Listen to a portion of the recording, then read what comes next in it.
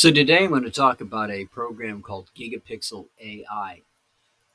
And just so you guys know what version I'm on right now, there we go, 6.3.3.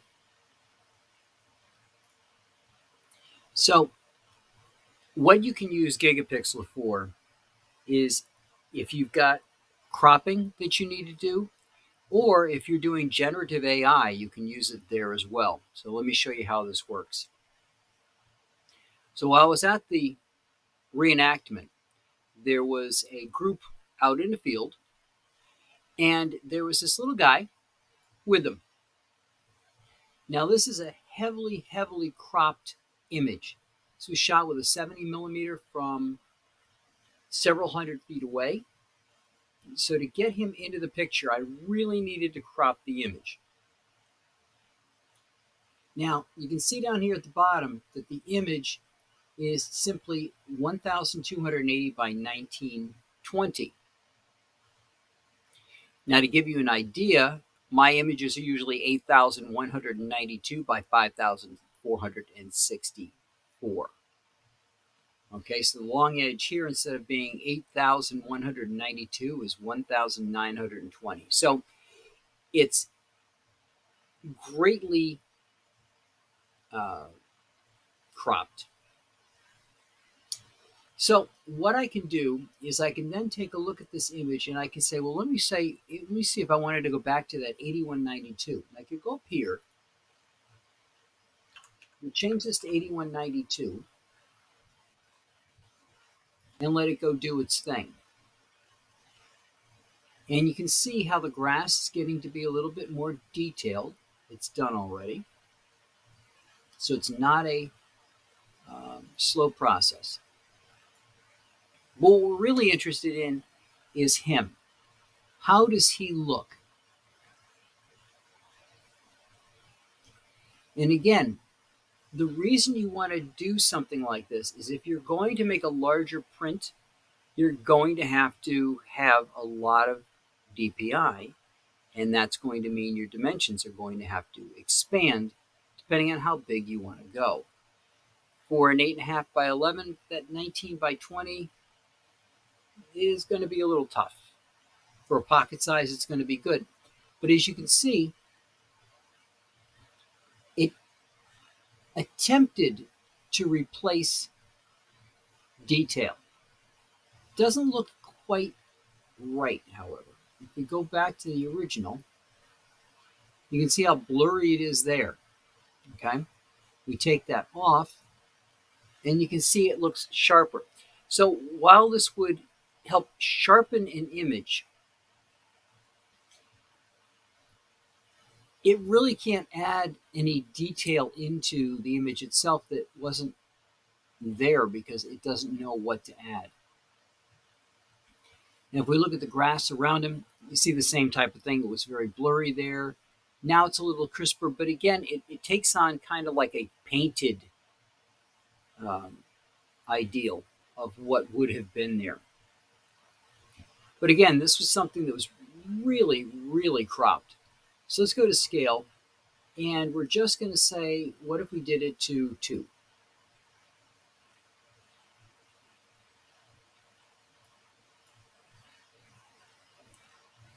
All right, it's updated. We see that it's given it a little bit of sharpness. And you can see that what it did to him doesn't look quite as artificial. His hands look better. His face looks a little better. So this isn't something that's going to, in any way, shape, or form, allow you to take heavily cropped images and make them look incredible. Let's do a little fixed compression.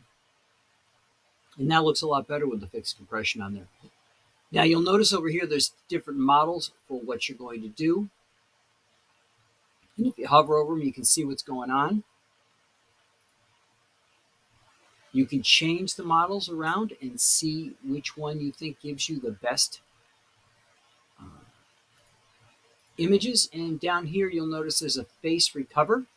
And you can take the strength out. So if it looks like his face is a little too plastic, you can just back that off or turn it off completely.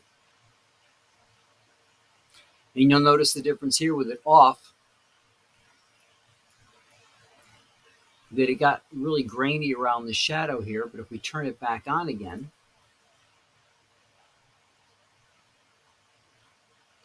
it's there, but not quite the same way. And if we crank that up, and that's why you're getting that kind of odd plasticky look because of this shadow and the way it came out. But again, this isn't the only thing we can use it on.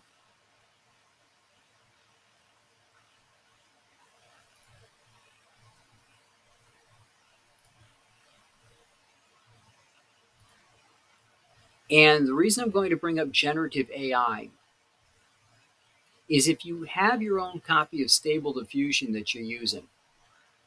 I'm going to zoom in here on the dress. What's happening is you're limited to the size that you can generate based on your graphics card. And the other issue I've been seeing is if I go too large on the size, I'm actually getting extra people in the image, even though I said only one person. Sometimes I get extra body parts as I go up. So the highest I could get this one is 1536. Well, what if, or I'm sorry, 768 is the way it came out. What if I were to take this and change it up to 1920 and let it do its work?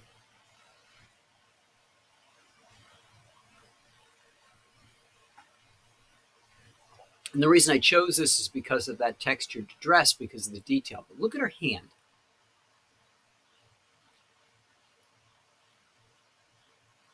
All right, the dress came out very nicely, but the hand really didn't get much of a fix. But as this is more of a portrait thing, how did her face come out? And again, that's why there's the face recovery, because most people who do this are more interested in what the face looks like. So we're going to turn the face recovery off. We're going to reset this compression.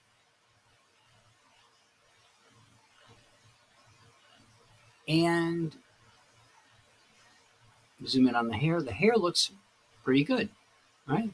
There's our before, and here's our after. It looks like it did a good job replicating the hair. If you want to move down an image quickly, you can go up here in the corner as well and just slide this box down.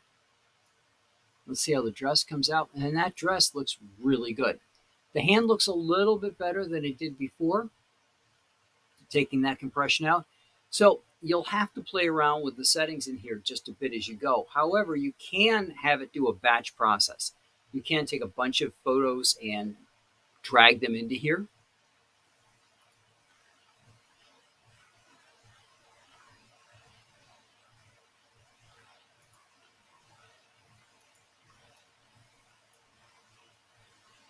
And they'll stack them up on the bottom. And then you can just click on the photo to switch from photo to photo to see how it's going to go. That was on HQ, so switch over to standard and let it update. And look at how that dress came out. All right, it did a really good job of pulling in the dress, and the hair is a lot more textured and detailed than the other model, and look at how it came out. So there are certain tools. This is a paid tool. You have to pay for this tool.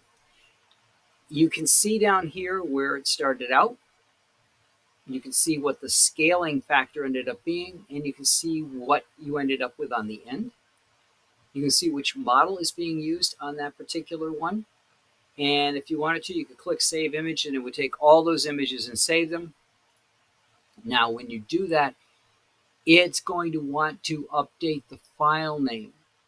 And the nice part about the file name, if you leave it this way, it's very detailed. You know you did a gigapixel. There's the model that was used, the height that was used, because I had it set to height of 1920. So you can see basically in a file name the settings that were used to generate that particular update to the image. So this is a wonderful little tool to allow you to take care of issues where you can't control the cropping. Now, what do I mean by that? Well, when I was out at the reenactment, I was using a 24 by 70.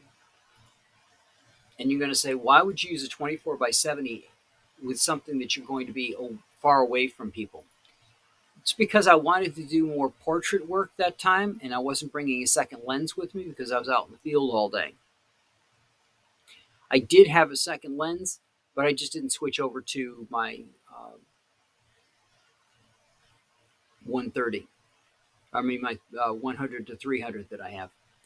So several of the images were shot from a distance just due to the nature of the reenactment itself. And then I needed to crop them in to clean out the extra material around it. But some of them were portraits, like this one.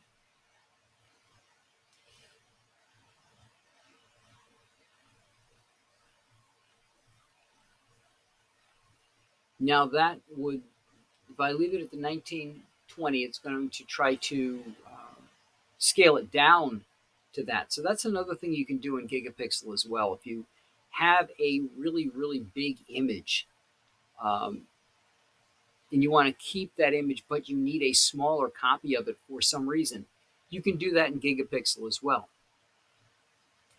So this took it from a height of 8192 down to 2879, as you can see on the bottom here. So it took 0.35 out of it, but if we click,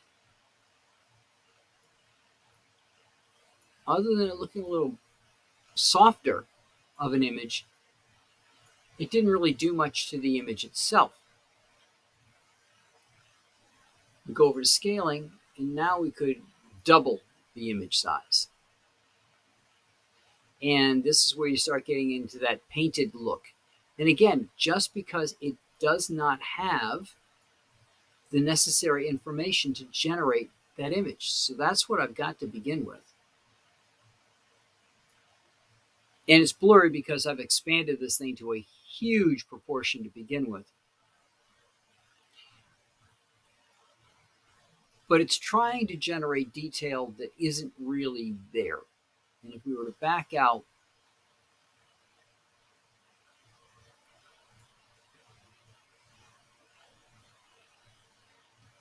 the human eye sees what's there, which is just the details. But it's trying to add those extra little bits in there. Almost like it's trying to grab the thread.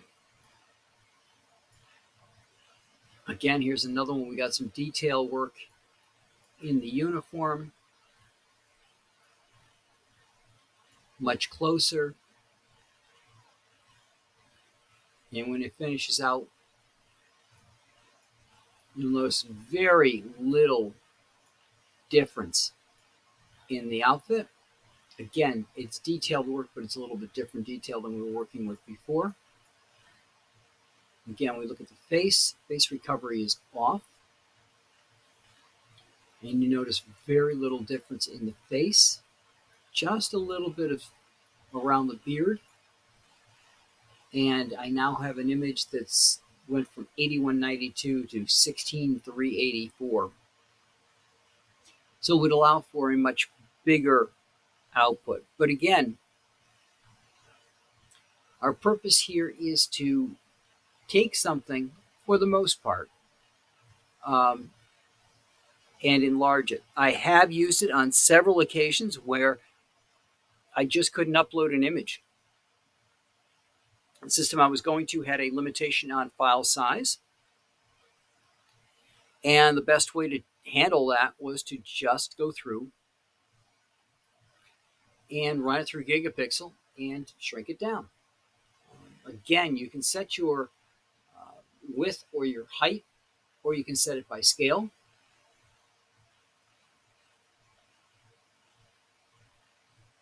And get a much cleaner image than you would have gotten normally.